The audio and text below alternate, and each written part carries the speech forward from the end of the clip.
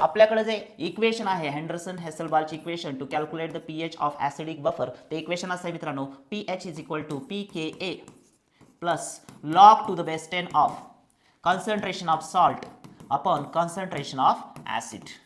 Basic बफरच्या बाबतीत फक्त थोडा चेंज होईल, पीओएच येईल, पीकेबी येईल आणि इथं डिनॉमिनेटरला बेस येईल. असाच सेम क्वेश्चन थोडीफार व्हॅल्यू बदलून तुमच्या सुद्धा एक्झामला येणार आहे. त्यामुळं जे विद्यार्थी हे व्हिडिओज पाहतायत ना, त्यांना आपल्या येणाऱ्या सीईटी मध्ये 2026च्या आत्ताच्या नक्कीच केमिस्ट्रीला 100% येणार आहे. सेंटर्ड सब्जेक्ट जो तुमचा ऍडमिशन एमबीबीएसला किंवा जे तुमचं ऍडमिशन सीओईपी व्हिजिटीआयला करून देणारा सब्जेक्ट आहे तो म्हणजे केमिस्ट्री आहे. केमिस्ट्री सेंटर्ड आहे आणि विशेष म्हणजे फिजिक्सपेक्षा याची डिफिकल्टी लेवल कमी राहते. त्यामुळे केमिस्ट्री हा स्कोरिंग सब्जेक्ट आहे. प्रत्येक नमस्कार विद्यार्थी मित्रांनो, स्वागत आहे तुमचं केमिस्ट्री बाय स्वामी सर या आपल्या युट्यूब चॅनलमध्ये. सर्वप्रथम सर्व विद्यार्थी मित्रांना आणि माझ्या सर्व सबस्क्रायबर्सना नवीन वर्षाच्या हार्दिक हार्दिक शुभेच्छा. मित्रांनो, हे नवीन वर्ष आपणा सर्वांना सुखाचं, आनंदाचं, हर्षभराचं, उल्हासाचं, भरभराटीचं आणि सगळ्यात महत्त्वाचं सक्सेसफुल राहावं. तुमच्या मेहनतीला फळ देणारं हे वर्ष असणार आहे, कारण तुमचे कष्टच यावर्षी मार्गी लागणार आहेत. तुमचं जे खूप चांगला टॉपचा इंजिनियर बनण्याचं स्वप्न आहे, डॉक्टर बनण्याचं स्वप्न आहे, ते याच वर्षामध्ये पूर्ण होणार आहे. चला तर बघ, जास्त वेळ न घालवता आपल्या PYQ सिरीजकडे आपण वळतोय. आपला टॉपिक चालू आहे आयोनिक इक्विलिब्रिया आणि त्याचा पार्ट 5 तुम्ही पाहत आहात. त्याच्यातलेच काही सिलेक्टेड PYQs खास तुमच्या भेटीला घेऊन येत आहे या व्हिडिओमध्ये. पहा, नेक्स्ट क्वेश्चन आहे आपला, calculate the pH of buffer solution containing 0.12 molar weak acid and 0.48 molar of its salt with the strong bases if pKa is. So लक्षात ठेवा, आपल्याकडे जे इक्वेशन आहे हेंडरसन हेसलबालची equation to calculate the pH of acidic buffer, ते equation असं आहे मित्रांनो, pH is equal to pKa plus log to the base 10 of concentration of salt upon concentration of acid. Basic बफरच्या बाबतीत फक्त थोडा चेंज होईल, पीओएच येईल, पीकेबी येईल आणि इथं डिनॉमिनेटरला बेस येईल. एवढाच फक्त चेंज असतो, बाकी इक्वेशन सेम आहे. Therefore pH is equal to, आता तुमच्याकडे ज्या व्हॅल्यूज दिलेल्या त्या पुटअप करा. पहा, पीके व्हॅल्यू दिलेले आहे 3.82 प्लस लॉग ऑफ सॉल्टचं कॉन्सन्ट्रेशन मित्रांनो दिलेलं आहे. पहा 0.48 मोलर ऑफ सॉल्ट. सो सॉल्टचं कॉन्सन्ट्रेशन आहे 0.48 डिवाइड बाय ॲसिडचं कॉन्सन्ट्रेशन आहे 0.12. तुम्ही समजू शकता, खूप सोपं कॅल्क्युलेशन या ठिकाणी आहे. 3.82 प्लस तुम्ही पहा हे दोन्ही एकाच टेबलमधले नंबर आहेत. 12 1 12 12 दोन्ही 24 12 3 36 12 चौक 48, म्हणजे हे किती येणार आहे, तर हे येणार आहे log 4, हो की नाही. सो log 4 ची व्हॅल्यू तुम्हाला माहित असली पाहिजे मित्रांनो. जसं log 1 किती आहे, बोला, log 1 0, हो की नाही. log 2 किती आहे, 0.3010. log 3 किती आहे, 0.47. log 4 किती आहे, 0.60. सो आपण जर 3.82 ला 0.60 ऍड केलं तर तुमचं उत्तर काय येतं पहा, 0 ला 0 असेल, त्यानंतर इट्स 2 नॉट 0, हे 2 आपण ठेवूयात. त्याच्यानंतर किती येतं, 8 आणि 6 14, त्याला 4, ह्याच्याला 1, 3 आणि 1 4. सो तुम्ही समजू शकता 4.42 हे तुमचं उत्तर असणार आहे पीएचचं मित्रांनो, आणि ऑप्शन डी मध्ये ते तुमचं आन्सर आहे. आता या न्यूमेरिकलमधून मला तुम्हाला एक गोष्ट सांगायची, लक्षात घ्या, मी तुम्हाला सगळ्या नंबरचे लॉग सांगितले मित्रांनो, कारण आपल्याला सीईटी मध्ये, नीटमध्ये, जेईमध्ये लॉग टेबल्स कोण प्रोव्हाइड करत बसणार नाही. त्यामुळं काही ठराविक नंबरचे लॉग पाठ करा, आपलं कॅल्क्युलेशन फार इझी होणार आहे. Let's move on to the next question of the series.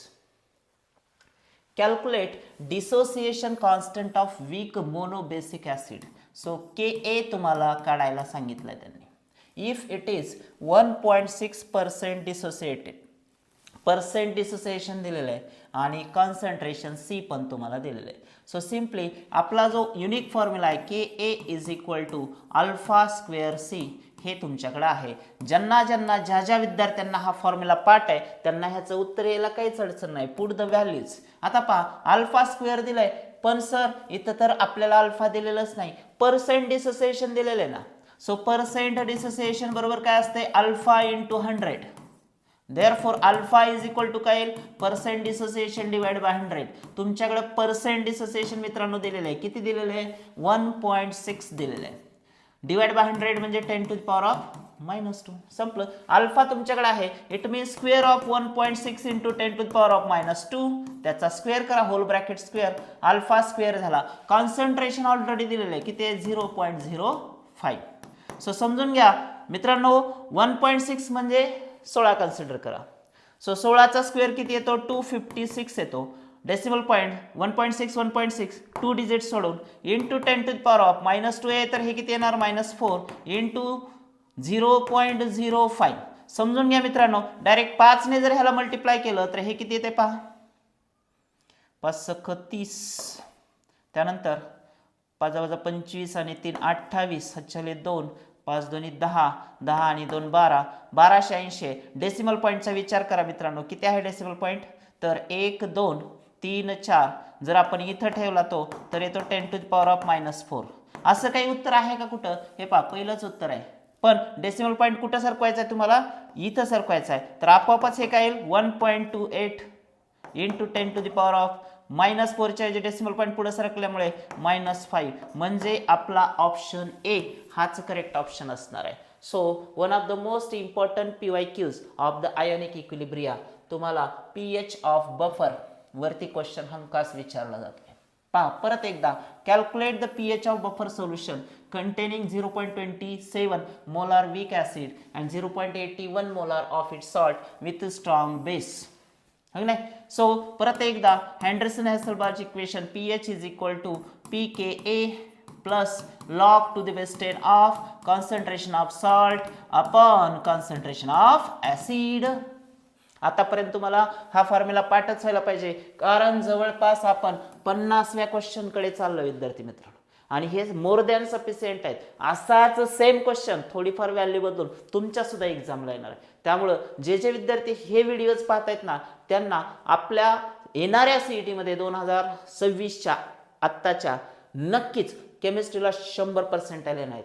आणि सगळ्यात महत्त्वाची गोष्ट आणखी एक लक्षात ठेवा, फिजिक्स केमिस्ट्री मॅथ्स बायो याच्यामध्ये सगळ्यात जास्त स्कोरिंग सब्जेक्ट पहा. मॅथ्स तर इंजिनिअरिंगसाठी महत्त्वाचा आहे, बायोलॉजी नीटसाठी महत्त्वाचाच आहे, पण सेंटर्ड सब्जेक्ट जो तुमचा ॲडमिशन MBBS ला किंवा जे तुमचं ॲडमिशन COEP VJTI ला करून देणारा सब्जेक्ट आहे तो म्हणजे केमिस्ट्री आहे. केमिस्ट्री सेंटर्ड आहे आणि विशेष म्हणजे फिजिक्सपेक्षा याची डिफिकल्टी लेवल कमी राहते. त्यामुळं केमिस्ट्री हा स्कोरिंग सब्जेक्ट आहे. परत एकदा लक्षात ठेवा, केमिस्ट्री हा स्कोरिंग सब्जेक्ट आहे. तुम्हाला तुमच्या टॉपच्या इंजिनिअरिंगचं मेडिकलचं दार ओपन करून देणारा सब्जेक्ट जर कुठला असेल तो डेफिनेटली केमिस्ट्री आहे. त्यामुळं ह्या गोष्टीला सिरियस घ्या. आणि आता वेळ नाही आहे, आता फक्त PYQs करायचे, आता फक्त PYQs. आणि मी तुम्हाला 100% गॅरंटीने सांगतो, तुमच्या CETचा रिझल्ट 100% CETचा आलाच पाहिजे आणि मी स्वतः तुम्हाला त्यासाठी मदत करतोय. तुम्ही तुमची जर आणखी एखादी रिक्वायरमेंट असेल तर व्हिडिओमध्ये मला नक्की सांगत चला. Move on to our topic.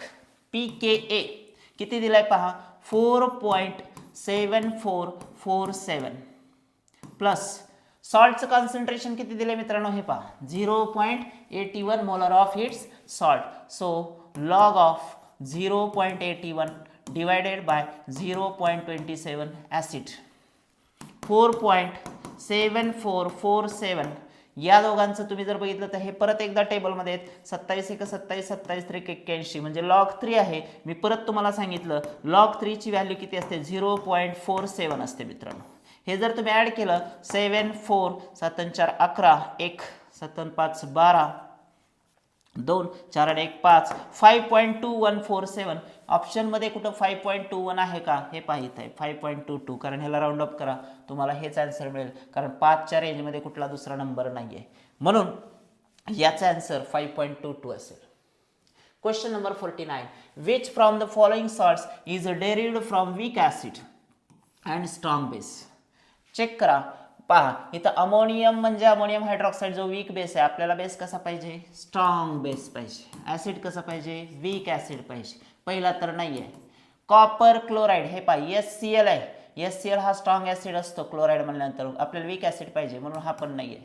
Potassium base strong आहे पण ॲसिड सुद्धा नायट्रेट म्हणजे HNO3 असणार, ॲसिड पण स्ट्रॉंग दिला आहे, सो हे पण नाही. आपल्याला काय पाहिजे वीक ॲसिड स्ट्रॉंग बेस, हे पहा सोडियम म्हणजे सोडियम हायड्रॉक्साईड NaOH असणार इथे आणि हा स्ट्रॉंग बेस आहे. त्याचबरोबर ॲसिटेट म्हणजे ॲसिटिक ॲसिड असणार CH3COOH हे त्याचे पॅरेंट आहेत. या दोघांचा मिळून हा तयार होतो म्हणजे हा वीक ॲसिड आहे. So option 4 is the right answer for this one. Next, calculate the concentration of weak monobasic acid. तुम्हाला C विचारले पहा Ka is equal to alpha square C आहे. Therefore C is equal to Ka upon alpha square. Put the value you will get the answer. पहा Ka तुमचा दिलेला आहे की ते 1.8 10 to the power of -5 divided by alpha square. तुमचा alpha किती आहे 0.02 चा स्क्वेअर. आता ह्याचा स्क्वेअर म्हणजे किती आला हा 0.022 into 10 to the power of -2. तर हे किती झालं पहा 2 into 10 to the power of -4 झालं कारण हे स्क्वेअर मध्ये घेतलं आणि 2चा स्क्वेअर किती आहे 4. हे किती आहे 1.8 10 to the power of -5. Solve करू शकता हे तुम्ही. किती झालं पहा डिव्हिजन बोला पटकन. याला तुम्ही डिवाइड पण करू शकता. समजा हा -4 वरती जाऊन +4 झाला तर हे किती राहिला -1 राहिला आणि हा जर इकडे आला तर हा परत -2 होतो. 10 to the power of -2. 18 ला 4 ने डिवाइड करा डायरेक्ट. 4 चौक 16 पॉइंट राहिला किती 2 4 पंचे 20. 4.5 into 10 to the power of -2. आसपास आन्सर कुठेतरी पाहिजे. आता पहा हा जर -2 काढला तर हे किती येते 2 ने डावीकडे म्हणजे 0.045. आपलं उत्तर कुठे आहे बघा 0.045. ऑप्शन ए मध्येच आपला आन्सर आहे. Next, calculate the pOH of buffer solution. परत एकदा Henderson Hasselbalch equation for basic buffer. POH is equal to PKB plus change झाले बघा आता parameters. Log to the base 10 of concentration of salt upon concentration of acid. So PKB value already दिले मित्रांनो 4.7447. Okay, लॉगचं calculation मी थोडं direct लिहितो. इथे किती दिला होता तुम्हाला पहा सॉल्ट किती आहे 0.30 आहे. सो 0.30 डिवाइड बाय बेस किती आहे तुमचा 0.50. सरळ सरळ 15चा टेबल आहे. लॉग 2 आहे म्हणजे 0.3010 ॲड करा. लॉगची व्हॅल्यू आहे लॉग 2 ची व्हॅल्यू तेवढी येते. सो 7 4 5 बरोबर 7 आणि 3 10 0 4 आणि 1 5 5.05. कुठं आहे का पहा 5.05 च्या आसपास. 5 नाही आहे हे 4च येणार आहे कारण इथं 4 आहे. सो 5.04 इथंच आहे बघा ऑप्शन सी मध्ये 5.04. 52 सोल्युबिलिटी प्रॉडक्ट ऑफ CaF2. मित्रांनो लक्षात घ्या CaF2 ला आपण डिसोसिएट कसं करतो तर Ca2+ येणार हा प्लस ट्वाइस F- येणार. समजून घ्या. आता इथं सोल्युबिलिटी काय S पण इथं काय 2S. सो इथं काय असणार आहे x is equal to 1 but y is equal to 2 आहे. आपला विचारलाय काय व्हॉट इज इट सोल्युबिलिटी विचारलाय हो की नाही. सो सोल्युबिलिटीचा फॉर्म्युला काय येईल KSP is equal to x raise to x into y raise to y into s raise to x plus y असतं. समजून घ्या x ची व्हॅल्यू किती आहे 1 raise to 1 into 2 raise to 2 into s raise to 1 plus 2. हे जर तुम्ही solve केलं तर हे येते 4s cube. KSP is equal to 4s cube for this type of salt. आता याच्यात आपल्याला सोल्युबिलिटी विचारलंय. So s is equal to काय येईल पहा तर KSP divided by 4 raised to the power of 1/3 कारण हा क्यूब आहे म्हणल्यानंतर समोर त्याचा क्यूब रूट घ्यावा लागेल. आता सोल्युबिलिटी काढायची आहे तुम्हाला. What is it solubility. So KSP तुमच्याकडे दिलेला आहे. किती आहे KSP पहा 4 into 10 to the power of -9 आहे हो की नाही डिवायडेड बाय 4 4 1 जा 4. ओके एक राहिला. आता ह्याचा क्यूब रूट किती 9चा क्यूब रूट तुम्हाला काढायचा आहे. आता एक्सपोनंटचा एक्सपोनंट आहे इट मीन्स हे किती येईल सांगा मग बोला पटकन 9 डिवाइड बाय बोला 3 त्रिक 9. So it is 10 to the power of -3. कुठं आहे पहा 10 to the power of -3 1 into 10 to the power of -3. Is that clear yes or no. हां तुमच्या लक्षात यायला पाहिजे. चलो next. In hydrogen ion concentration is 4 into 10 to the power of -7 molar. Find the value of pH. Simply आपल्याला pH काढायचं मित्रांनो तर हे काय negative log to the base 10 of concentration of pH plus ion असते. Yes or no? So negative log to the base 10 of concentration of H+ ion already दिलेलं आहे. Hydrogen किती आहे 4 × 10⁻⁻7. सो समजा करो हे बार 7 आहे, कॅरेक्टरिस्टिक 7 झाली कारण बार 7 बाहेर मायनस आहे 7 मायनस. आता काय येणार आहे ह्याचा लॉग बघतो आपण. 4 चा लॉग किती असणार आहे परत एकदा सांगा. मी मगाशी सांगितलं तुम्हाला 0.60 असणार. सो लॉग बघितला आपण हे किती येते मग 6.4 येत आहे. So pH of this number log part असेल तुम्हाला 1 2 3 4 5 10 पर्यंत हे सोपं काम आहे. 6.4 is the answer for this question. Okay, let's move on to the next question. What is the value of ionic product of water. Theoretical question आहे, खूप simple होता. 1 × 10⁻14 असतो. पहा 298 ला जेवढा असतो बरं. आपल्या टेक्स्टबुक मध्ये वेगवेगळे टेम्परेचर दिलेत पण ते नेट वरून काढायचे तुम्हाला. याचा अर्थ जे बुक मध्ये दिलंय तेच विचारलं. टेक्स्टबुक क्वेश्चन आहे directly. A weak monobasic acid is 2% dissociated in its concentration दिलेलं आहे. What is its dissociation constant? Ka is equal to असतं alpha square C. Percent dissociation हे दिलंय म्हणजे याचा अल्फा किती येईल 2 × 10⁻2 कारण डिवाइड करायचा 100 त्याच्याऐवजी -2 घेतला आपण. सो याचा स्क्वेअर घ्या 2 × 10⁻2 whole bracket square into concentration 0.01. तर हे किती होईल -2 रेज टू 2 इट मीन्स 10⁻⁻4. हे पण किती आहे 10⁻2 म्हणजे 10⁻6 आला. आणि 2 चा स्क्वेअर किती 4. 4 × 10⁻6 कुठे येतं ऑप्शन बी मध्ये येतं 4 × 10⁻6. खूप सोपा न्यूमेरिकल होता. Question 56. What is the pH of 0.004 molar. पहा तुम्हाला NaOH दिलाय म्हणजे अगोदर POH निघणार. So POH is equal to negative log to the base 10 of concentration of OH minus negative log to the base 10 of concentration किती दिलंय 4 × 10⁻, हे किती असणार -3 असणार. सो याचा बार 3 म्हणल्यानंतर +3 झाला मायनस लॉगचा 4 किती लॉग 4 किती आहे 0.60.